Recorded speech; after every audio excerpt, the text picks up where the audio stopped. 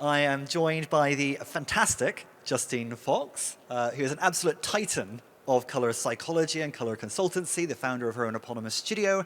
And today she's going to be discussing conscious color, the branded environment. Now, it's going to be quite an intimate format. So if at any point you want to chip in, ask a question, throw your hands up, I'll have a roving mic and I will come and find you. But for now, I'm going to hand over to Justine. Thank you. Thank you. Thank you very much. Right. How lovely to meet you all. Thank you very much for coming.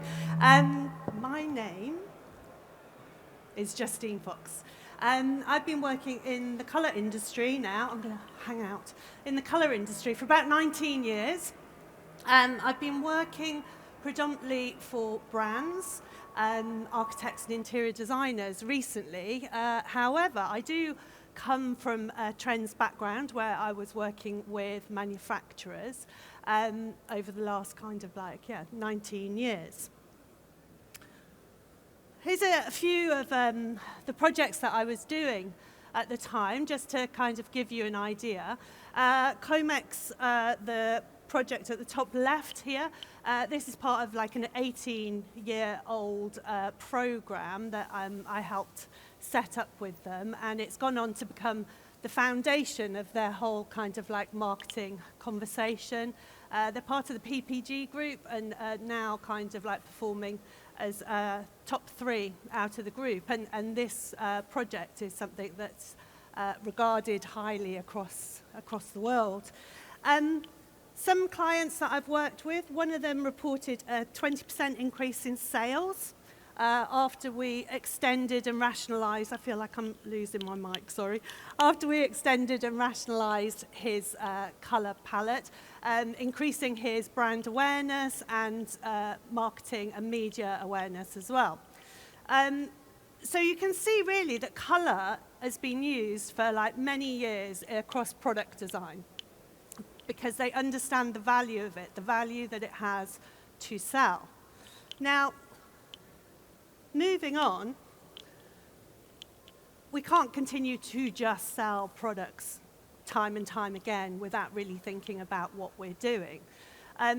So where I come at it now is very much from the aspect of using color beyond aesthetics.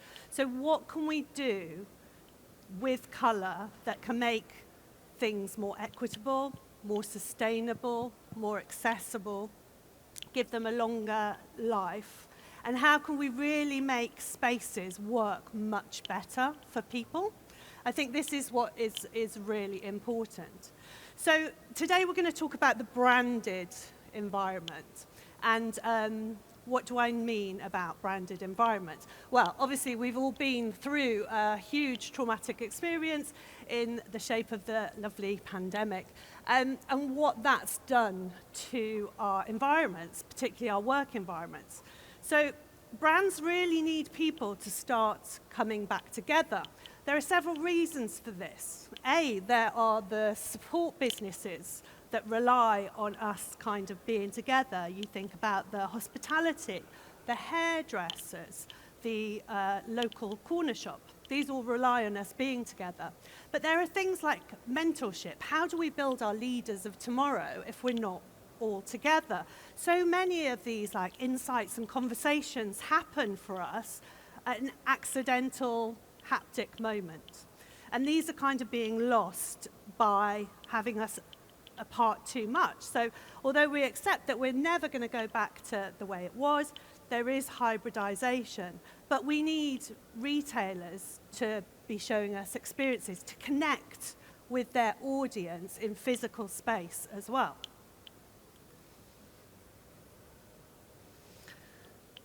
When we're talking about this, we have to think, to start off with, well, what actually is color?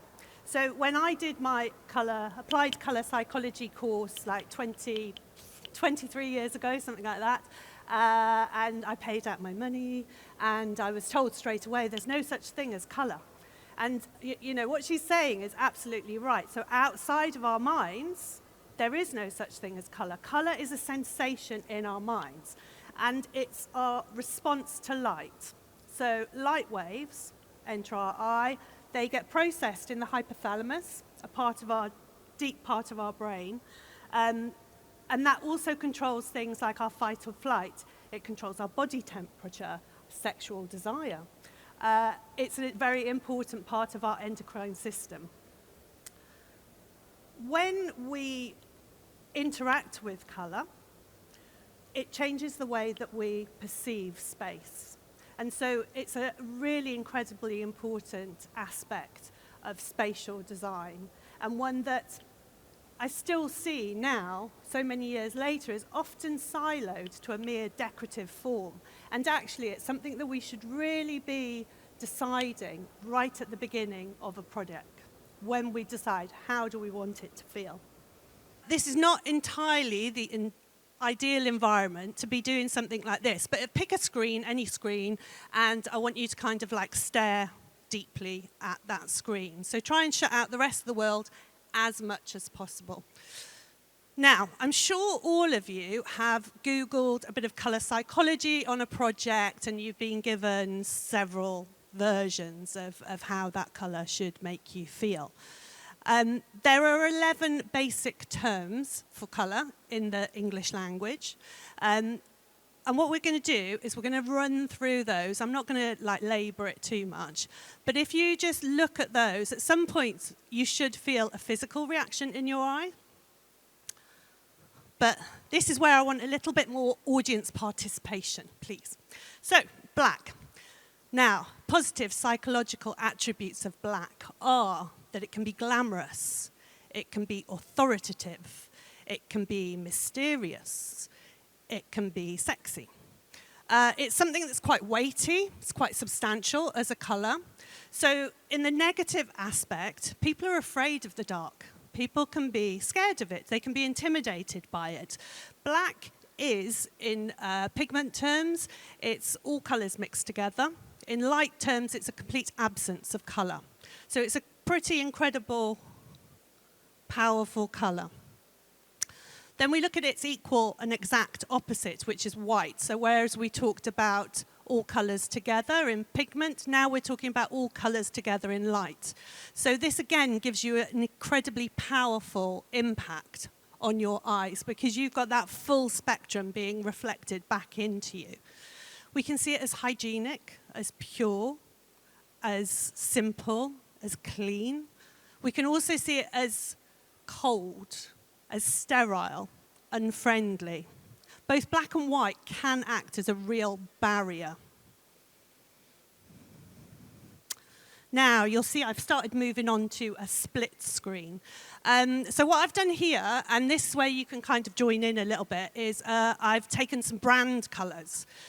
So with grey doesn't have any positive psychological attributes to it. The negative aspects of it are that it can appear to be scared, nervous. It can drain our energy slightly. So actually they've seen this already in office design, in workplace design, where productivity has really gone down because people feel exhausted by it. These two brands here, I've got Swarovski and I've got Apple. So now both of these brands have used it to amplify their kind of quietness, their confidence, their simplicity, the technical prowess that they have. Orange. Anybody with any ideas with the orange? First of all, which one do you think is the most expensive brand? Anyone want to shout out? Left or right? Left. This side? Yeah. Oh, if anyone wants to You guys shout. have an opinion? What, on which side? Which would be the most expensive, do you think? The one on the left, well, my left, I would say. More expensive. Anybody else? Well, who doesn't agree? Right. I don't know why, but You the feel it? The one on the left reminds me of EasyJet. I don't know why. I don't know why. Actually, it's Fanta. So you're right. The one on the right is Hermes. So yeah, so similar. Yeah, you were on the right track. So orange can be seen as fun, playful, sensual, very sexy colour as well. It talks about our appetite, basically. When we look at it in the negative, it can be seen as cheap. So hence the EasyJet aspect of it. That's probably what they're ramping up is their value. Or it can be seen as frivolous, not a serious colour. Moving on to yellow. Now, yellow we talk about as optimistic, as friendly, as welcoming. You can see here that we've got two very distinctly different yellows. Anybody with a shout out idea of any of them? Not these? Yeah, no, it's similar though, isn't it? It's actually Snapchat, but it runs along that very similar line where it's taken it to more of a technical, elevated level. And then the one on the right is the old Mackie D's, the golden arches. So you can see there's a lot more warmth in it. So it's making that more homely gesture towards you. In the negative, yellow can be seen as fearful. It can be seen, we talk about it in terms of cowardice, don't we?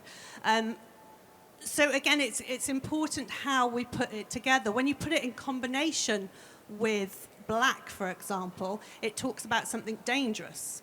So when you're designing your schemes, you see that we use it in hazards. Things that sting you, like bees, are black and yellow. Yellow is the most visible colour out of the spectrum. Now we go to blue. Blue, 33% of the world's brands have blue as their key hero colour.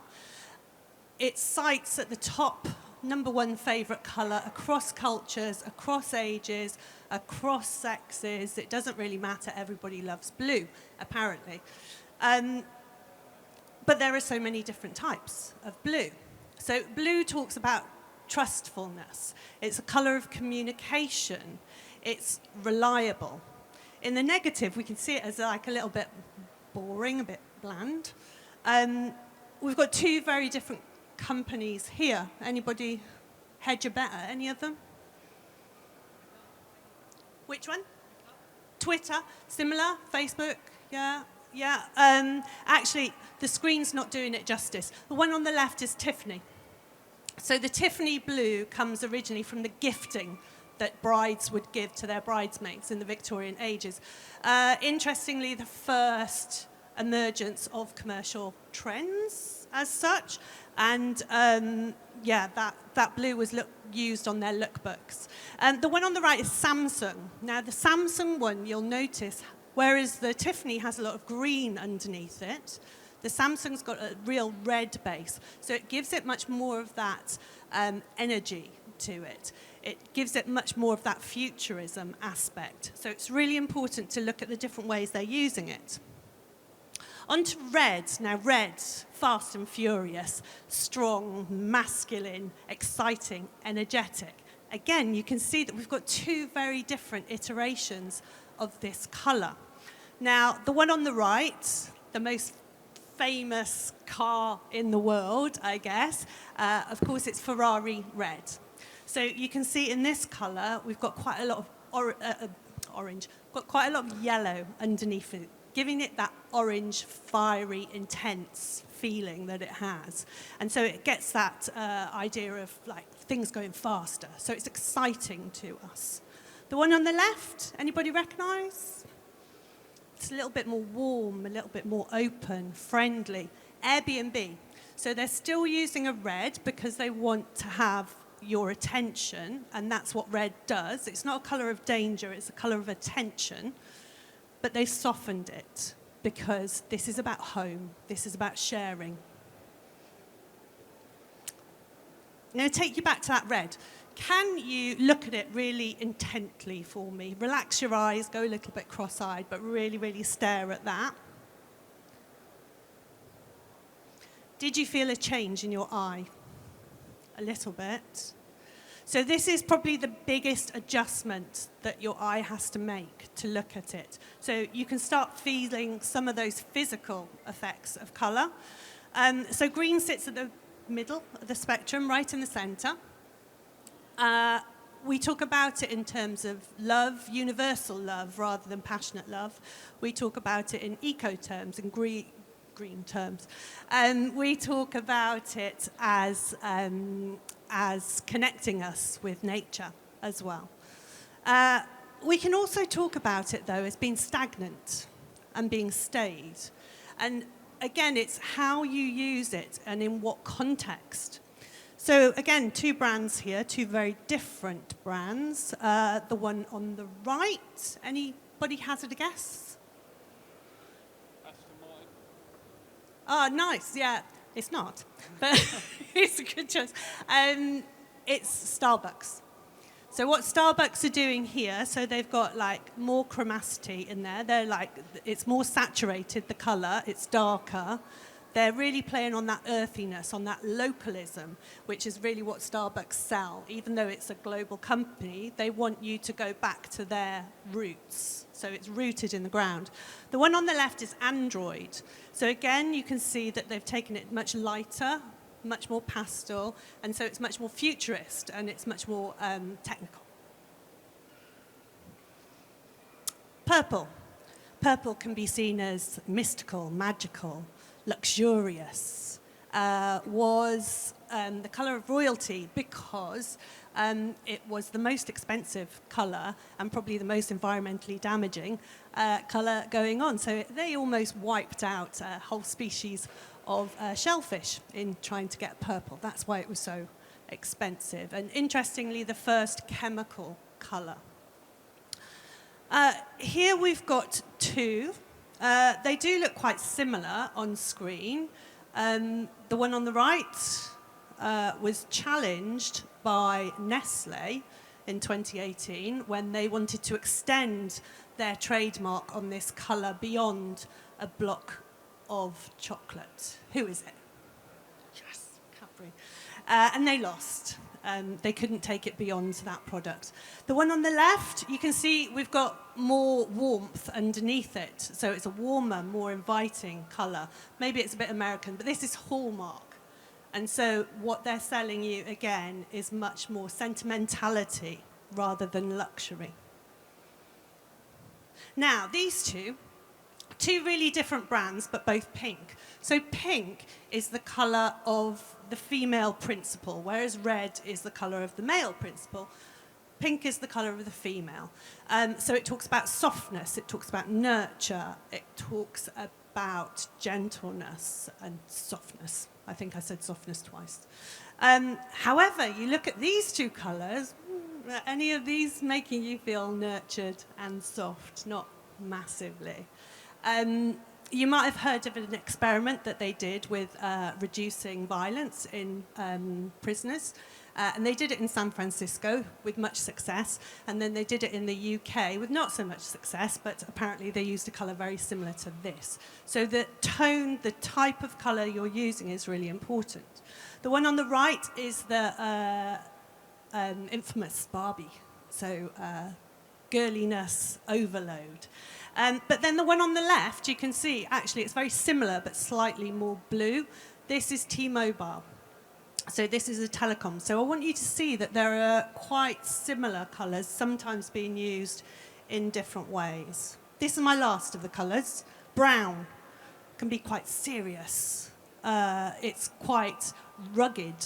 So when we look at brand values, that's what this one aligns with, is that ruggedness, that adventure. Again, it can be seen as a bit boring, a bit brown. We've got two here. So the one on the left, you can see there's warmth underneath it, maybe like a little more creaminess. So we've got M&Ms on the left. And then look at the one on the right. Does it feel more fun or more serious? More serious. Yeah, so this is UPS, and that's what they're playing on, is we will get your parcel where we said it, we will get it, when we said we will get it. And that's the tagline. Blue, blue, purple. Blue. Pink. I like green. No, I like green. The purple, purple. Good boy. Now, that creepy little voice there was my 2-year-old 6 years ago, actually. Now, I'm sure as designers, you have all come across client bias. So whereas clients have this deep-rooted preference for a certain color, and it's a real struggle. And so then you actually take that beyond into a brand guidelines, and you have even more of a struggle to get people through. Now, with all of us here today, if I pulled out one single color, there's absolutely no way that I'm going to get 100% agreement from all of you. But what we can do is we can get a very high agreement if we put together a palette of colors that are harmonious as opposed to a palette of colors that are discordant. So, what do I mean by that? Let's start with harmony. So this is really like your superpower when you're an interior designer, is understanding how colors go together and the relationships that are formed beyond us. Now, I'm going to show you 4 groups of colors. Think of color space, though, as a sphere. So there will be areas where 2 groups will almost touch, and so there will be similarities. But something like this will give you like a really good, quick shorthand of when you're thinking about how I kind of like group colors together. The colors, these groupings as well, have similarities to personality types, and so they kind of resonate with us. Most of them you'll feel instinctively, you'll know that it's right. So let's start with the first group. So group 1, so the shorthand for this is that they are warm, that they're clear, that they're fresh, and they're bright. So when I say bright, they're quite chromatic. Group 2, you can see straight away. So we've gone from warm to a cool palette. They're quite soft, they're greyed, and they're faded off. Into group 3, and we come up with, again, we're back into that warmth aspect. But if you notice with the colours, they're much more complex. So they're more intriguing, they're deeper. It doesn't mean that you can't find light colours within this. If I go back, if you look at that arch, you can see the arch actually is a white, an off-white, but it aligns with each palette. So here we've got clear and warm, cool and greyed. And again, this is a very green-based blue. And then the final one is group 4. Now this is cold and sharp. It's intense. And again, it's very clear. So we've gone from cool, the soft, relaxed, to this. So this is very authoritative. Now this is the only palette where you would see pure black and pure white sit. Although I know that particularly within graphic design, it's often a default that's used. Actually, the only place that it would sit would be here and within this palette. Now, oops.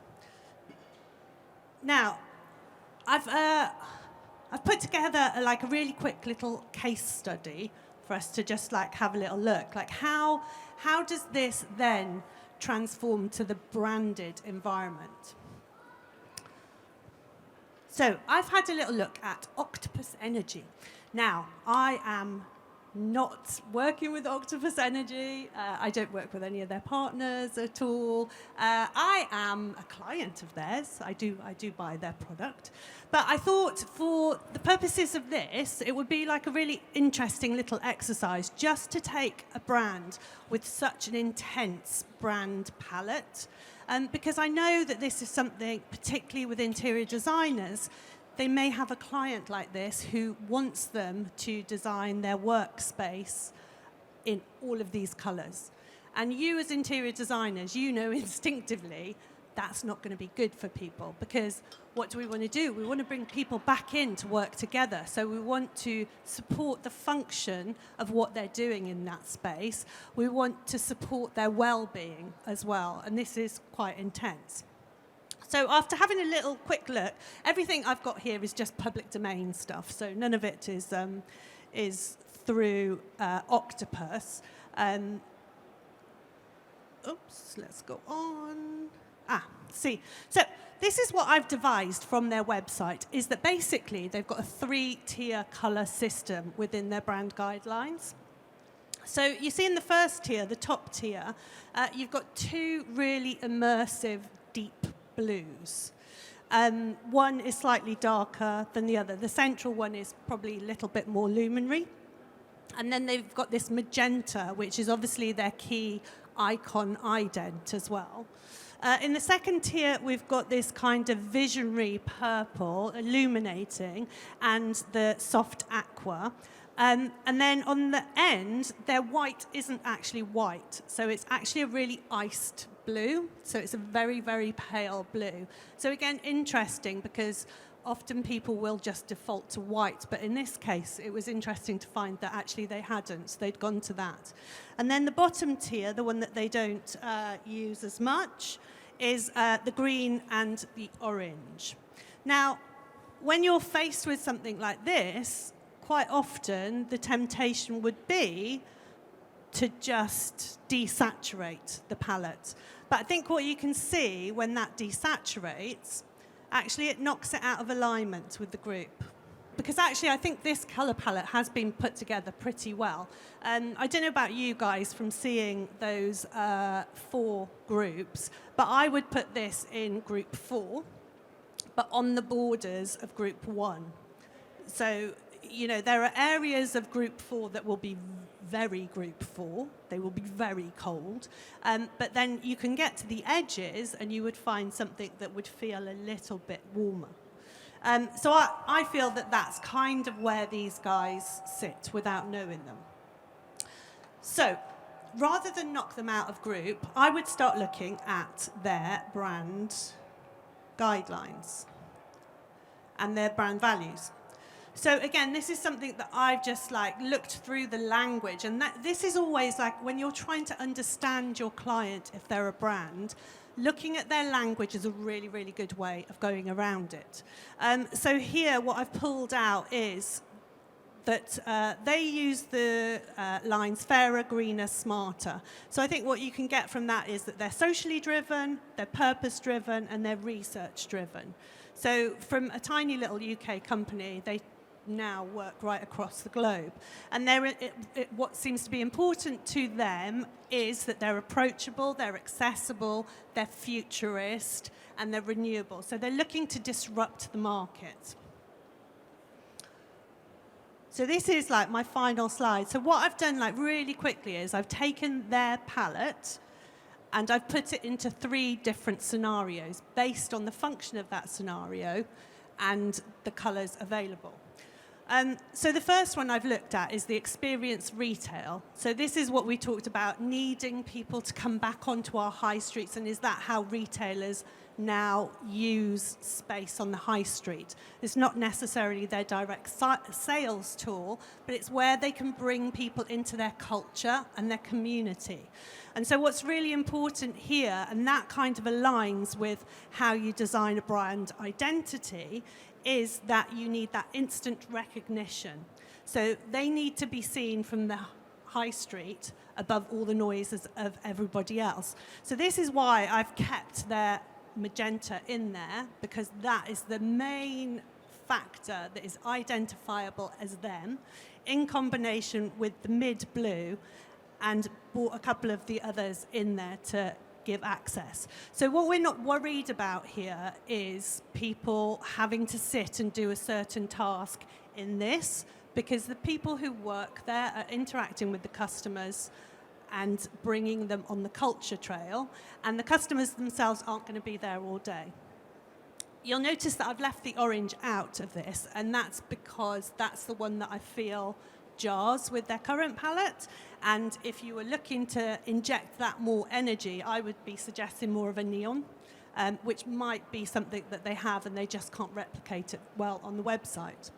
Now, into the middle, I've got the customer service aspect. And it's really important for them that things are simple and that people can communicate really well and that they're easily approachable. Now, if you've ever been on customer service, I have, on the phones at M&S, people can get quite upset. So it's a really difficult job for that person. And they may have had 4 or 5 of these people in a go. So what we want to do for them is we want to create an environment that's supportive of them. So what I've used is that really pale off-white that we talked about, that again sits within their brand, that as the main colour, and that has the effect that it kind of like lifts you, it takes weight off you. There's a space at an eye hospital in London where they use something similar, and it's like living in a cloud. It's amazing. You feel so de-stressed. Then I've used their green, again, because they want people to feel balanced. They don't want people to make rash decisions. They want clear, quick decision-making. But you'll see that actually I've augmented their palette then with an emerald green. So still aligned within this Class 4 palette, but a deeper rooted connection, so that you're making a jump from, you don't have to make such a jump in contrast from the lighter green to the dark blue, so you give it more of a softer stepping point. Then in like remote sales, so now I'm talking about the people you phone up, I'm thinking of coming to Octopus Energy, what do you do? These people need to have energy and they need to be on it all day. They need to be perky, they need to be friendly, they need you to feel like you're the first person that they've spoken to that day. And that's quite a big task. So again, I've kept this lighter colour so that, again, quite often they will be in similar spaces, so you've got a really good transitionary colour, because again, this is something that can be quite difficult in open spaces. But instead of the green, so we've gone down much more of that energetic palette. And so we've augmented this time with red. And so that gives them, they talk about being revolutionary as a brand. And that kind of gives you that fire and power to bring that in. So that just gives you like a quick, that's where I would start. Now, this is where I would start as a colour palette, and then I would build the materials from this. So I haven't done a material palette, but you can imagine that they could start bringing products in like Smile Plastics or Mirel or some of those really interesting composites. They could start using transparency and coloured glasses and things like that. Sometimes it's a bit difficult to see from like a flat palette, but it gives you that planned, strategic direction for you then, rather than you starting with the physical materials themselves, and then you're swayed by, oh, what's this, what's that? You've got a plan to start working on. So, that's the end. So, just a couple of things for you to remember. That I wanted to get across to you. So it's really important, the brand values, because that is what people are connecting with. They want you to understand who they are, and they want customers who feel the same way, because those bring the strongest, most loyal relationships. They're the most important. And you're going to have multiple touch points with your customer and with your staff, because nowadays you really do need to treat them as well as you would your customers. So that's your first point. So you understand your brand values, you understand what sector your brand would sit within, you align them with a colour group, because that will give you structure.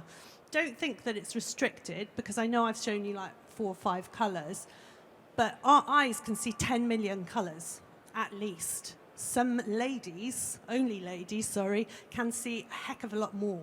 So, you know, this is not restrictive. This is just a guide, a structure to help you. You need to identify what the function is. So, as I said, a brand identity does a different function to a spatial design for customer service. And so we need to adapt, but we need to make sure that the culture is embedded all the way through. And then, after that, then you can align your materials.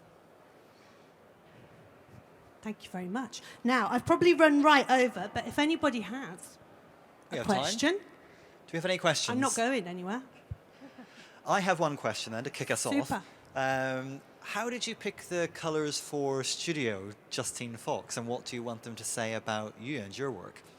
Yeah, so mine was quite interesting because mine was a development from my former partnership with my lovely partner who retrained during the pandemic and has found something she loves to do in the banking industry.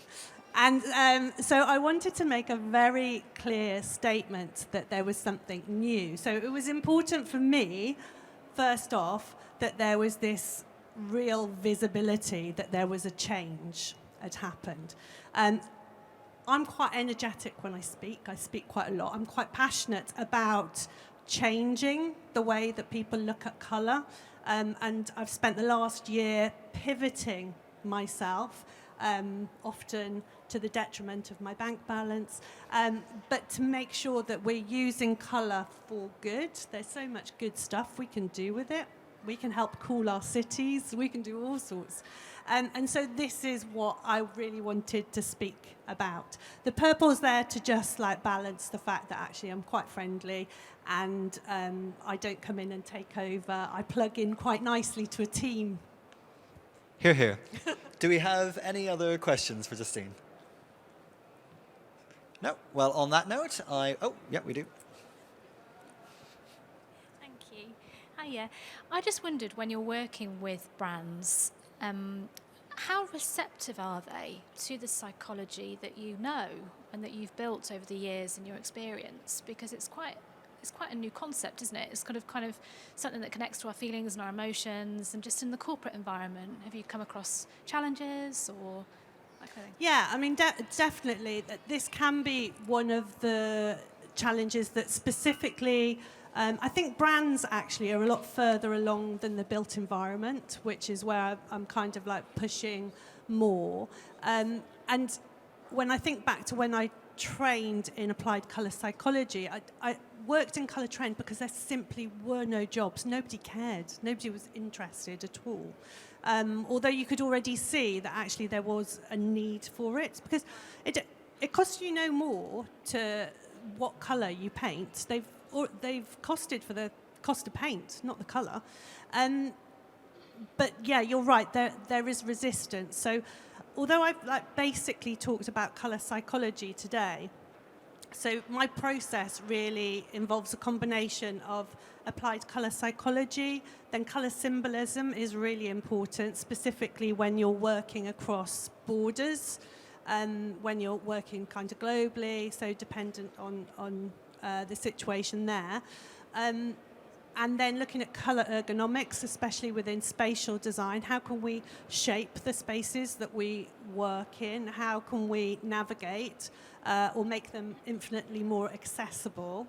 And also the insights aspect of it. So understanding what cultural shifts are happening, how are people feeling? I mean, there is plenty of evidence out there to show that the colours that we want to have around us are affected by what's happening in the world. So by major kind of economic, social, technological shifts.